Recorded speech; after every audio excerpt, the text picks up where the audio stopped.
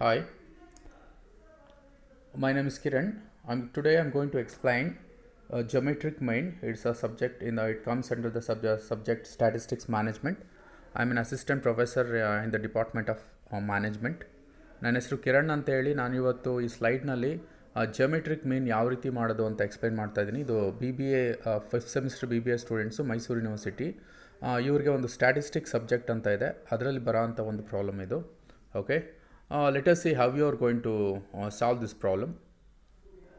First, geometric mean. For geometric mean, we have a formula GM. GM means geometric mean is equal to antilog of sigma log x divided by n. Antilog of sigma log x divided by n. So here we have a problem. Find geometric mean. GM means you should understand geometric mean. So geometric mean from the following. So we have values 10, 12, 15, 28, 13, 7, 5. And solution part, if you look here, so x na adhe tara barkotivi, we are going to write the x values as it is. Again for the given x, here when you look at the formula, we have log x. So x ke log x find out ಮಾಡಬೇಕು. Here our solution starts. For the given x, we have to find the log x. ನಾವು ಕೊಟ್ಟಿರೋ ಎಕ್ಸ್ಗೆ log ಎಕ್ಸ್ನ find out ಮಾಡಬೇಕು. ಮೊದಲನೇದಾಗಿ value 10 ಇದೆ. Okay, ಅದಕ್ಕೆ log ಟೇಬಲಲ್ಲಿ log ಎಕ್ಸ್ನ ನೋಡಬೇಕಾಗತ್ತೆ ಎಷ್ಟಿದೆ ಅಂತ ಹೇಳ್ಬಿಟ್ಟು. ಗ್ಯಾಪ್ಗೆ ಇಟ್ಕೊಳ್ಳಿ, 10 ಇದೆ ಅಂತ. ಈಗ ಮೇಲೆ ನಾನು ಟೇಬಲ್ನ ತೋರಿಸ್ತೀನಿ. Okay, this is logarithm table we have. Okay, just enlarge. ನೋಡಿ, ನಮ್ಮ ವ್ಯಾಲ್ಯೂ ಬಂದ್ಬಿಟ್ಟು 10 ಇದೆ, ಹೌದಾ? 10 ಆದಮೇಲೆ ಯಾವುದೂ ವ್ಯಾಲ್ಯೂ ಇಲ್ಲ, ಅದಕ್ಕೆ ಝೀರೋಲ್ಲಿ ನೋಡಬೇಕು. ಸೊ ಇಲ್ಲಿ 4 ಝೀರೋಸ್ ಇದೆ, ಅರ್ಥ ಆಯ್ತಲ್ವಾ? ನಮ್ಮ ವ್ಯಾಲ್ಯೂ ಬಂದ್ಬಿಟ್ಟು 10 ಗ್ಯಾಪ್ಗೆ ಇಟ್ಕೊಂಡಿದ್ದೀರಾ, ಅದಾದಮೇಲೆ ಯಾವ ವ್ಯಾಲ್ಯೂಸು ಇಲ್ಲ, ಪಾಯಿಂಟ್ ಇಲ್ಲ, ಅದಕ್ಕೋಸ್ಕರ ಝೀರೋಗೆ ನೋಡ್ತೀವಿ. ಯಾವುದೂ ಇಲ್ಲ ಅಂದರೆ ಝೀರೋಸ್ ನೋಡಬೇಕು. If you don't have any values after 2 particular values, we have to look for zero. Okay, in zero column. Okay, 4 zeros ಬರುತ್ತೆ. ಆ 4 ಝೀರೋಸ್ನ ಗ್ಯಾಪ್ಗೆ ಇಟ್ಕೊಳ್ಳಿ. Next I just scrolling down. ಇಲ್ಲಿ ಲಾಗ್ ಎಕ್ಸಲ್ಲಿ ಇಫ್ ಯು ಲುಕ್ ಹಿಯರ್ 4 ಝೀರೋಸ್ನ ಹಾಕಿದ್ದೀನಿ. 4 zeros ಆದಮೇಲೆ ಪಾಯಿಂಟ್ ಹಾಕ್ಬಿಟ್ಟು 1 ಯಾಕೆ ಇಟ್ಟಿದ್ದೀವಿ? So here is the question. So 4 ಝೀರೋಸ್ಗಿಂತ ಮುಂಚೆ ನಾವು ಪಾಯಿಂಟ್ ಇಟ್ಬಿಟ್ಟು ಎಷ್ಟು ವ್ಯಾಲ್ಯೂ ಹಾಕಬೇಕು ಅನ್ನೋದನ್ನು ನಾವು ಇಲ್ಲೇ ನೋಡಬೇಕು. ಸೊ ಹಿಯರ್ ಮೀನ್ಸ್ ನಾನು ಪಾಯಿಂಟ್ ಹಾಕ್ತಾ ಇದ್ದೀನಲ್ಲ 10. ಇಲ್ಲಿ ಯಾವಾಗಲೂ ಪಾಯಿಂಟ್ ಯಾವಾಗಲೂ ಲಾಸ್ಟ್ ವ್ಯಾಲ್ಯೂ ಮುಂದೆ ಇದೆ ಅಂತ ತಿಳ್ಕೊಬೇಕು. ಓಕೆನಾ? ಈ ಪಾಯಿಂಟು 1ಇಂದ 9 ವ್ಯಾಲ್ಯೂಸ್ ಇರುತ್ತಲ್ಲ, ಅದು ಫಸ್ಟ್ ವ್ಯಾಲ್ಯೂ ಏನಿದೆ ಅದ್ರ ಮುಂದೆ ಶಿಫ್ಟ್ ಆಗುತ್ತೆ. ಈಗ ಈ 0 ಇದೆ ಅಲ್ವಾ, ಫಸ್ಟ್ ವ್ಯಾಲ್ಯೂ ಬಂದ್ಬಿಟ್ಟು ನಮಗೆ 0 ಲೆಕ್ಕ ಇಲ್ಲ, 1ಇಂದ 9 ಲೆಕ್ಕ. ಕೊಟ್ಟಿರೋ ವ್ಯಾಲ್ಯೂಸಲ್ಲಿ ಮೊದಲನೇ ವ್ಯಾಲ್ಯೂ ಇರುತ್ತಲ್ಲ, ಅದ್ರ ಮುಂದೆ ಶಿಫ್ಟ್ ಆಗುತ್ತೆ. The point is going to be shifted just after the first value in the given number. For example, ಇವಾಗ 1, 2, 4, 5 ಅಂತ ಇರುತ್ತೆ ಅಂದ್ಕೊಳ್ಳಿ. ಪಾಯಿಂಟ್ ಇಲ್ಲಿದೆ ಅಂದ್ಕೋಬೇಕು. ಪಾಯಿಂಟ್ ಎಲ್ಲಿಗೆ ಶಿಫ್ಟ್ ಆಗುತ್ತೆ? 3 ವ್ಯಾಲ್ಯೂಸ್ ಆದಮೇಲೆ ಶಿಫ್ಟ್ ಆಗುತ್ತೆ. Here this point is going to be shifted after 3 values. We should consider the first value of the given number. So here 1245, 1245. Okay, the first this point, here I am touching this point. This point is going to be shifted after 3 values. So then we have to write 3. ಅರ್ಥ ಆಯ್ತಲ್ವಾ? ಈ ಥರ ಇದ್ದರೆ ನಾವು point ಹಿಂದೆ 3 ಅಂತ ಬರೀಬೇಕು.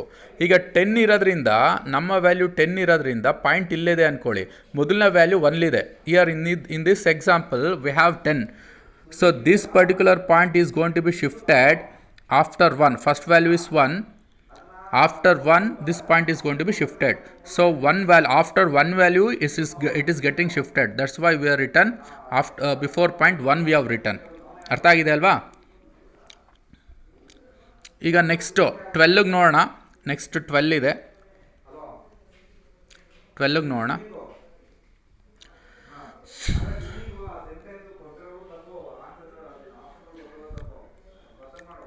12 we have here, and 12 ಆದಮೇಲೆ after 12 we don't have any other values, so it is 0. So 0792 gap ಇಟ್ಕೊಳ್ಳಿ. 0792 we have.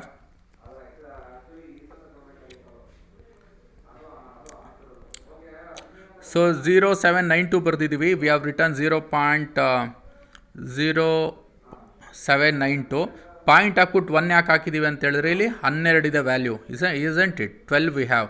So point, we should remember always the point is going to be here when the point is not given. When the whole number is given, the point will be at the end of the values, and this point is going to be shifted immediately after the first value in the given number. Okay, so ಈಗ ಈ point ಏನಾಗುತ್ತೆ, ಕೊಟ್ಟಿರೋ ವ್ಯಾಲ್ಯೂಸಲ್ಲಿ ಮೊದಲನೇ value ಇರುತ್ತಲ್ಲ, ಆ value ಮುಂದೆ shift ಆಗುತ್ತೆ. So ಎಷ್ಟು ವ್ಯಾಲ್ಯೂ ಆದಮೇಲೆ ಶಿಫ್ಟ್ ಆಗ್ತಾ ಇದೆ? 1. ಅರ್ಥ ಆಯ್ತಲ್ವಾ? 2 ಇದೆ, ಈ 2ನ ದಾಟ್ಕೊಂಡು ಇಲ್ಲಿ ಬರುತ್ತೆ. ಸೊ 1 ವ್ಯಾಲ್ಯೂ ಆದಮೇಲೆ ನಾವು ಪಾಯಿಂಟ್ ಇಡ್ತಾ ಇದ್ದೀವಿ, ಆಯ್ತಲ್ವಾ? ಅಂದರೆ ಶಿಫ್ಟ್ ಆಗುತ್ತೆ. ಸೊ ಅದರಿಂದ ಇಯರ್ ಇಟ್ ಕಮ್ಸ್ 1, 0ಗಿಂತ ಮುಂಚೆ. Next let us look for 15. Okay, 10, 12, 15 we have to look for now. So here in the logarithm table, when you point 15 here, again after 15 we don't have any other values, we have only 2 values. So that is the reason we have to look in the 0 column. So value is going to be 1761. Okay, remember this value 1761. So corresponding to 15 we have 1761 here. Okay, we have 1761. Again after putting point, how much value we should write here? It is 1. ಯಾಕಂದರೆ ನೋಡಿ, here we have 15. So point to 1 value ಆದಮೇಲೆ shift ಆಗ್ತಾ ಇದೆ, isn't it? The point is going to be shifted after 1 value. That's why we have to write it as 1 after putting point there. ಆಯ್ತಲ್ವಾ? ಒಂದು point ಇಕ್ಬಿಟ್ಟು ಅದರಿಂದ ಎಷ್ಟು ಬರೀಬೇಕು? 1. ಅಂದರೆ ಆ ಪಾಯಿಂಟ್ ಬಂದ್ಬಿಟ್ಟು ಎಷ್ಟು ವ್ಯಾಲ್ಯೂ ಆದಮೇಲೆ ಶಿಫ್ಟ್ ಆಗ್ತಾ ಇದೆ ಅಷ್ಟನ್ನು ಬರೀಬೇಕು. ಓಕೆನಾ? ಸೊ ನಾವು let us look for 20. Okay, second it is, I'm just going faster since hoping you are coming to the right track. So here 20 and 0. Here 20. Is everybody looking at this? 20, here we have 20 and 0. So 3010. Let us go faster. Okay, so for 20, when you looked at the table we have 3010. Okay, so ಅಲ್ಲಿ point ಹಾಕ್ತೀವಿ, ಅದ್ರ ಹಿಂದ್ಗಡೆ point ಹಾಕ್ಬಿಟ್ಟು again ಯಾಕೆ 1 ಬಂದಿದೆ ಅಂತ ಹೇಳಿದ್ರೆ we have 20 here. So here the point is going to be shifted after 1 value. So that's why we have put it as 1. Again let us look for 8. ಇಲ್ಲಿ 8 ಇದ್ದರೆ ಯಾವ ರೀತಿ ನೋಡೋದು ಅಂತ ನೋಡೋಣ ಈಗ. Let us see if it is single value how you are going to see the table. 8 ಅಂತ ಹೇಳಿದ್ರೆ we have to add 1 0. When there is single value given we have to add 1 0 to it. ನೋಡಿ, ಈಗ 8 ಇದೆ ಅಲ್ವಾ, 80ಕ್ಕೆ ನೋಡ್ಬೇಕು ನಾವು 80ಗೆ. So here we have 80 and 0 because further we don't have any other number. So 9031. Remember it is 9031.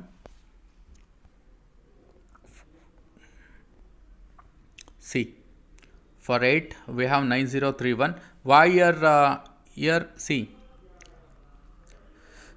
here corresponding to 8 we have 9031 and before point we have only 0. ಯಾಕೆ 0 ಇದೆ ಅಂತ ಹೇಳಿದ್ರೆ ನಮ್ಮ ವ್ಯಾಲ್ಯೂ ಬಂದ್ಬಿಟ್ಟು 8 ಇದೆ ಅಷ್ಟೇ. ಪಾಯಿಂಟ್ ಯಾವಾಗಲೂ ಇಲ್ಲಿರುತ್ತೆ.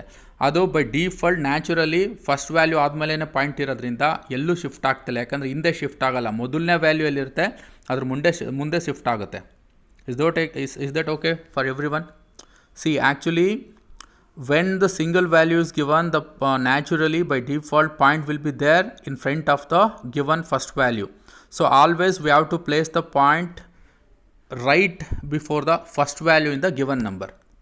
Okay, so since it is only one value, naturally point will be there where it's supposed to be. Okay, so that's why we just give it 0. ಅರ್ಥ ಆಯ್ತಲ್ವಾ? ಅದಕ್ಕೋಸ್ಕರ ನಾವೇನು ಮಾಡ್ತೀವಿ, 0ನ ಹಾಕ್ತೀವಿ ಅಲ್ಲಿ. ಸೊ ಏನಿಲ್ಲ, ಒಂದು ವ್ಯಾಲ್ಯೂ ಅಂತ ಇದ್ದರೆ, ಒಂದೇ ಸಿಂಗಲ್ ವ್ಯಾಲ್ಯೂ ಇದ್ದರೆ 0 ಬರುತ್ತೆ. ಓಕೆ, ಯಾಕಂದರೆ ಪಾಯಿಂಟ್ ಎಲ್ಲೂ ಶಿಫ್ಟ್ ಆಗಲ್ಲ ಅದು. ನೆಕ್ಸ್ಟು 13. ಓಕೆ,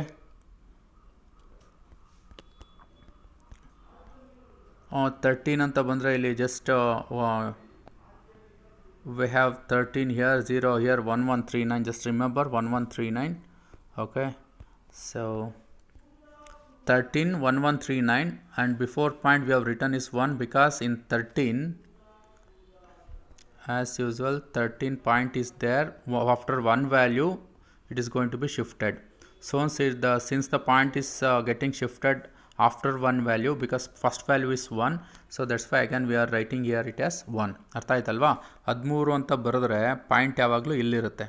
ಓಕೆ, ಮೊದಲನೇ ವ್ಯಾಲ್ಯೂ ಮುಂದೆ ಪಾಯಿಂಟ್ ಶಿಫ್ಟ್ ಆಗಬೇಕು. ಸೊ ಒಂದು ವ್ಯಾಲ್ಯೂನ ದಾಟ್ಕೊಂಡು ಹೋಗಿರೋದ್ರಿಂದ ಇದು 1 ಅಂತ ಕೊಡ್ತೀವಿ ಅಲ್ಲಿ. ಓಕೆನಾ? ಸೊ ನೆಕ್ಸ್ಟು 7ಗೆ ನಾನು ಮೊದಲೇ ಹೇಳಿದೆ, 1 ವ್ಯಾಲ್ಯೂ ಇದ್ದರೆ ಏನು ಮಾಡಬೇಕು, ಒಂದು ಜೀರೋ ಆ್ಯಡ್ ಮಾಡ್ಕೋಬೇಕು ಅಂತ. ಸೊ 7 ಇರೋದ್ರಿಂದ we have to look in 70. Okay, so let us say 70 here. It is 70 and 0 and it comes 8451. Remember 8451. So here we have 8451. Again, before point we have put it 0 because there is single value. 7 ಇರೋದ್ರಿಂದ point ಅಲ್ಲೇ ಇರುತ್ತೆ. It's not going to be shifted anywhere, so it is considered as 0. Okay, so before point we have to put 0. So then we have 5 ಅಲ್ವಾ, 7 ಆದಮೇಲೆ 5 ಇದೆ. Again it is a single value, we have to add 5.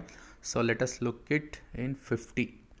So 50 ಅಂತ ಹೇಳಿದ್ರೆ here we have 50 here and 0 here. The value is going to be 6990. Remember it is 6990. Okay, to 6990, since it is only one value, the point will be there where it's supposed to be, and because the point is supposed to be after first value in the given number. ಇರೋದೇ 5, ಅದ್ರ ಮುಂದೆನೇ point ಇರುತ್ತೆ, ಅದೆಲ್ಗೂ shift ಆಗಲ್ಲ. So 0 ಅಂತ ಕೊಡ್ತೀವಿ.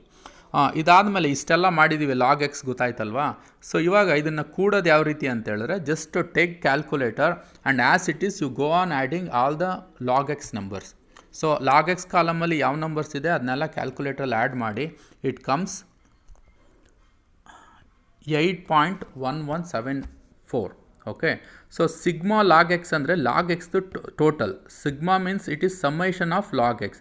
So log ಎಕ್ಸ್ದು ನಾವು total ಮಾಡಿದ್ರೆ ಸಿಗ್ಮಾ ಲಾಗ್ ಎಕ್ಸ್ ಬರುತ್ತೆ. Again by substituting these values in the formula, anti-log of 8.1174. So 8.1174 after adding the log x column we get it, divided by 8. n ಜಾಗದಲ್ಲಿ 8 ಹೆಂಗೆ ಬಂದಿದೆ ಅಂತ ಹೇಳಿದ್ರೆ, just count down how many x values we have. 1 2 3 4 5 6 7. Okay, we have 7, right? 1 2 3. Okay, here I left one more value. 1 2 3 4 5 6 7 8 value it is. Okay, just left out 8. You just count down 1 2 3 4 5 6 7 8 values come. Okay, so that's why here it is written 8. So if you divide 8.1174, that is sigma log x, divided by n, that means 8 x number of x values, we get 1.0147. ಓಕೆ, ಇವಾಗ ಈಗ ಬಂದಿರೋ ವ್ಯಾಲ್ಯೂಸ್ಗೆ antilog ನೋಡಬೇಕು. We have to look antilog for the obtained number, that is 1.0147. ನೋಡಿ, ಈಗ ಆ್ಯಂಟಿಲಾಗ್ table ನೋಡ್ತೀನಿ. ಇಲ್ಲಿ ಪಾಯಿಂಟ್ ಆದಮೇಲೆ 1 ಪಾಯಿಂಟ್ ಆದಮೇಲೆ 0147 ಇದೆ. ಕ್ಯಾಪ್ಕ ಇಟ್ಕೊಳ್ಳಿ, ನಾವು ಪಾಯಿಂಟ್ ಆದಮೇಲೆ ಲೆಕ್ಕ ತೊಗೋಬೇಕು, ಪಾಯಿಂಟ್ ಹಿಂದೆ ಇರೋ ವ್ಯಾಲ್ಯೂ ತೊಗೋಬಾರ್ದು. Okay, here we should consider 0.0147. How we are going to look 0147 here, anti-log table.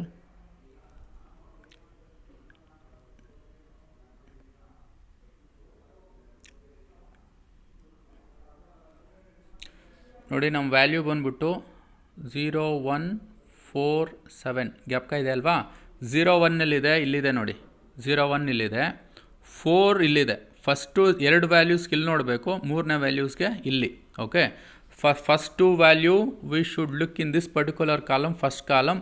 Again, after 2 values 0 to 9, what value we have, that we should consider. So actually 0 1 4 7 iradrinda we have here 4. After 0 1 we have 4. In fourth column corresponding to 0.01 we have 1033. We have 1033. To this 1033, 0.014 we look, again remaining is 7. ಈ 7 we have to look at in the mean difference. ಲಾಸ್ಟಲ್ಲಿ ಉಳಿದಿರುತ್ತಲ್ಲ, ನಾವು 4 ವ್ಯಾಲ್ಯೂಸ್ಗೆ ನೋಡೋಕ್ಕಾಗೋದು. ಮೊದಲನೇ 2 ವ್ಯಾಲ್ಯೂಸ್ಗೆ ಮೊದಲನೇ ಕಾಲಮಲ್ಲಿ ನೋಡಬೇಕು. ಅದಾದಮೇಲೆ 3ನೇ values ಇದೆ, ಅದರ 0 to 19 ಇಲ್ಲಿವರೆಗೆ ನೋಡಬೇಕು. ಓಕೆ, ಅದಾದಮೇಲೆ ಲಾಸ್ಟ್ ವ್ಯಾಲ್ಯೂಸ್ ಇರುತ್ತಲ್ಲ, ಅದನ್ನ ಮೀನ್ ಡಿಫ್ರೆನ್ಸಲ್ಲಿ ನೋಡಬೇಕು. First 2 value in the first column, after 2 values whatever the value you have to look between 0 to 9, and the fourth value will be considered under mean difference. Okay, so mean difference 7 ಇದೆ. 7ಅಲ್ಲಿ ಎಷ್ಟು ಬರುತ್ತೆ? 2 ಇದೆ, correct ಅಲ್ವಾ? ನೋಡಿ, 7 2 ಇದೆ. So so 0.01 4ಅಲ್ಲಿ ನಾವು we have 1033. Mean difference is 7 ಎಷ್ಟಿದೆ ಮೀನ್ difference? 7 ಕೆಳಗಡೆ 2 ಇದೆ, ಕರೆಕ್ಟ್ ಅಲ್ವಾ? ಈ ಕರೆಸ್ಪಾಂಡಿಂಗ್ 2ನೇ ಕಾಲಮ್ ಇದೆಯಲ್ಲ, 0 ಮೊದಲನೇದು ಬಂದ್ಬಿಟ್ಟು 0.00, ಎರಡನೇದು 0.01.